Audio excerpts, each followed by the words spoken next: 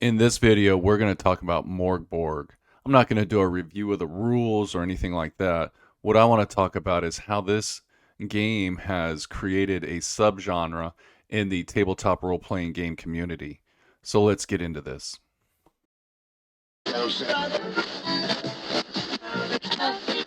Welcome to Solitary RPG. I feel the best way to start this video is to talk about how I pronounce the name of this game. I pronounce it Morg Borg, like the bodies in the Morg Borg, because this game is not one that creates heroes in any type of fantasy setting or any of the other settings that this game is in. This is a game that is a grinder of PCs that's just chewing them up and spitting them out. Um, I think this is a fantastic game system. It's very rules light, so if you're into light rules, this is a great game to get into. But I'm not here to talk about the review of the rules. What I want to talk about is how this game has created a subgenre in the tabletop RPG community where it is just more of an art form than it is a rule book.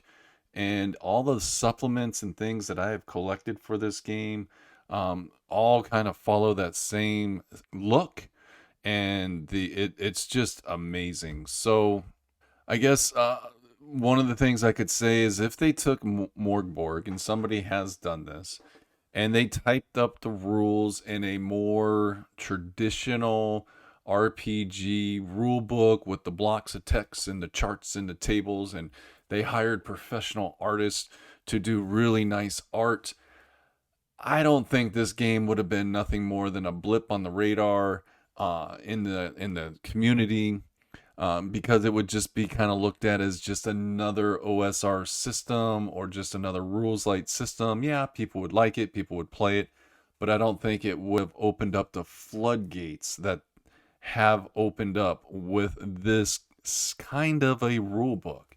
If you're not familiar with Morg Borg, you should probably invest in mainly the main rule book to take a look at it. But it is just filled with just amazing. I don't want to say it's great art, but very thematic art for the genre that this game is set in. Um, I think it's the best way I can describe this game is the setting for this game is the nightmares of the PCs in a grim dark game system. Like if you think about a grim dark game system like Warhammer Fantasy, which is like older versions of Warhammer Fantasy, or some of the other grim dark settings, this is the stuff their nightmares is made out of. Like there's a heart. Um, the like I said, the art is not fantastic, but it works for this game. They also do a lot of public domain art where they modify it in such ways, and then it's also the use of color throughout this book. Lots of yellows and blacks and pinks, and it just everything works. And then tons of different fonts. So like every page, you're looking at something different. It's not the same old boring reading. I forget how many different fonts. They used to talk about it a lot when the book came out and people were reviewing it. They were like, oh, they use like 42 different fonts or something crazy like that. But I just love this game. Mainly, the big reason I like it, first of all, I'm a heavy metal fan. In this book, there's actually a section in this book that talks about the music that influenced them, music that helped, and it's just a bunch of death metal bands, which I like. Then also, this is an homage to, if you're older like me, I grew up in the 80s and I went through Satanic Panic and what our parents thought about Dungeons and Dragons and how it was all evil and we were in cults and all that crazy stuff. They took that genre and ran with it. Like this, if this came out in the 80s, then our parents would have a lot to be concerned about. But however, in today's society, this book is perfectly acceptable for us to play. Anyways, so this is opened up. They're really loose with their third party licensing or their open license or open gaming license for people to create content. And when I first got into this, I am a collector of everything, and I'm a completist. I like to have everything. When I first got into Morg Borg and I was trying to collect everything, yeah, that died out quick. There was so much third party content coming out for this game that I couldn't keep up. This is just a small sampling of a lot of the third party adventures, like these 30 days in Morg Borg. I'm missing one of mine. Um, these are just a bunch of one-shot adventures that you can play that are just fascinating. Again, following that same theme with the main rules and keeping everything with the bright color, adding all this pink and yellows, and that contrasting color really just pulls me in. Using all the different fonts, this is just great stuff. Just on the cover alone, that's probably a piece of public domain art that's been modified. I don't know, but it looks cool. And there's a map in here of a dungeon on one side. Oh, on both sides, there's the dungeon, which is just cool. Just lots of neat stuff. And it just goes on and on and on and on. And then there's also weird size books. Like I got this weird size book. It almost looks like a small LP, like a singles LP, not a 45, not a regular album, just like that middle of the road size. And again, the art's not like, oh my God, that art isn't that, but it works with this game and how they do the coloring. The art is just secondary, the physical art. It's the colors that bring you in and everything about it. I just love it. This is just a really cool book. Then there's all kinds of pamphlets you can get. I got 2 of these for some reason. And again, just unique stuff that you can, just get these little pamphlets to play the game. There's people putting cards out. This is a card set that I picked up that has different sections of creatures. Like here's the bottom of the creature, and it gives you some information so that you can create creatures. It gives you your HPs and your morale. It gives you all your stats so that you can create creatures. So you just grab 3 of the random cards and put them together and create really weird creatures. It's a neat little gimmick. I like it. It's fun. And then there is solitary defilement, which is solo rules. You want to play solo, here you go. And if you can if you're into Morg Borg, and you want to play solo, this one comes with some solo adventures that you can run. These are like almost like GM screen type adventures where you just have a couple pages and you can run these little solo adventures. And then you got all your rules. Again, it's the colors. It's all of this. All of the creators, the third-party creators, are really keeping with the theme of the game, with the colors and all the different art and everything like that. But what's also really cool is it's opened up even more things for the game where you can play a miniatures game. So this is all information on the miniatures game. Like here's the main rule book for the miniatures game. And inside here, like I'm a miniatures player. I love miniature games. But I really got this because there's other tables and charts that I can use for creating characters for the regular game. There's just different naming tables and things like that in here. And I really liked it. So I went with it. And also, if you wanted to play it as a miniatures game, you could. Maybe one day I'll do that on the channel and show you how I play games like this. So these are scenario-driven miniatures game. I play them solo because you can do that. You can just move the creatures with an AI mechanic. And it's just a lot of fun. Maybe I'll do that one day. And we got more stuff. This is an adventure. Again, this art, it's cool. The colors are fantastic. That pink just pulls you in. And then now the big trend that I'm seeing with this genre of Morg Borg gaming is the release of rules, full rule books. So these are 3 other additional rule books that I have Death in Space. If you've been watching my channel for any length of time, you've probably seen my series on Death in Space. It's a great little rules light system with lots of great information in it that you can use in any setting, especially the Iron Ring or the Ring. You can take that setting and drop that in any game, all kinds of cult stuff.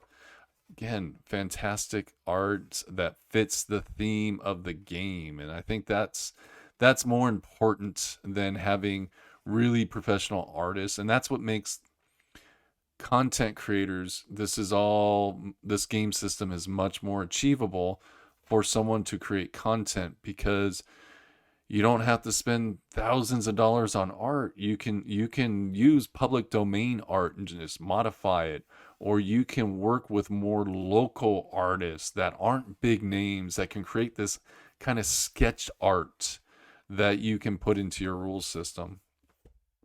Cyborg, I just got this book yesterday, and again, right on the money for everything that they've been doing. The art's a little bit of a step up compared to what you saw in Morg Borg, but it's still just fantastic. I spent like 30 minutes just looking at the pages and just looking at the art, not even reading the book, just sucked into all of the colors and all the fantastic imagery. I still need to give this rule system a read through and see if it's something, when I'm going to play it. I guess it's not if I'm going to play it, it's when I'm going to play it. But right now, I am working on Frontier Scum. So again, they did something great with this book. There's no back to the book. It's got an open spine, and I bind books. That's one of the reasons I got into book binding, was because of Morg Borg, because I wanted to just bind my own books and started doing research about how I could do it. But here, this is a sewn bound book, and they left it all open. You can see the stitching and you can feel the glue, and then it's got these hard cardboard covers. But here we are, Morg Borg in the Old West. This is an Old West version of the game, and it's done like almost like an old newspaper. But what's cool is these little advertisements. These are rules. These are the rules to the game. That is one of the criticisms people have of this genre of gaming. Is sometimes they miss rules, because you literally have to read everything to make sure you might capture the rules. Because if you don't read these little things down here, like you might read ace in the sleeve, which is a rule, but then there's this little black box down here, if a check is necessary, roll d20, give advantage, disadvantage based on what they're good or bad at. And what they're talking about is NPCs, because most NPCs don't roll most of the time, and then it's just a little thing down there, but you might miss that. And I know, because I have them, someone went through and took the rules for Morg Borg and retyped them in just plain, like what we would traditionally see in a role-playing game. They're not as exciting, I'll say that.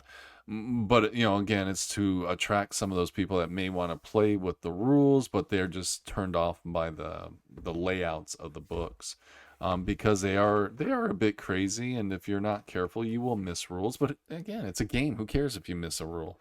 One of the things that's neat about this Frontier Scum, going on a bender, which is going out to a bar and getting drunk, basically, is a cool mechanic that you could pick up and put in to any one of your other genre games that you might want to be playing, because all it is some dice rolling to decide if how bad you are getting drunk, and then it kind of creates adventures, because depending on your dice roll determines if you go on table A, B, or C, and then these create little adventures, and you could just kind of change some of the wording to make it fit the genre for the game that you're playing. So it's really neat. I've done this already.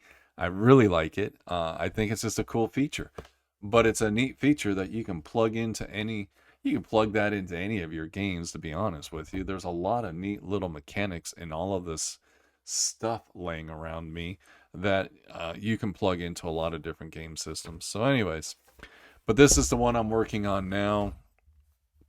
This is just a little ramble about my appreciation for this game itself. Morg Borg. I would love to collect everything that is available for this game. Unfortunately, due to the sheer amount of it, I will probably never collect it in my lifetime. I would have to win that $1 billion lottery to get it, because it would get really expensive really quick. Sometimes you can't, some of the stuff it just isn't available in print anymore. Like, it might have been a Kickstarter, and then the Kickstarter ended, they printed, they fulfilled, and now it's just a PDF, and all you can do is buy it as a PDF.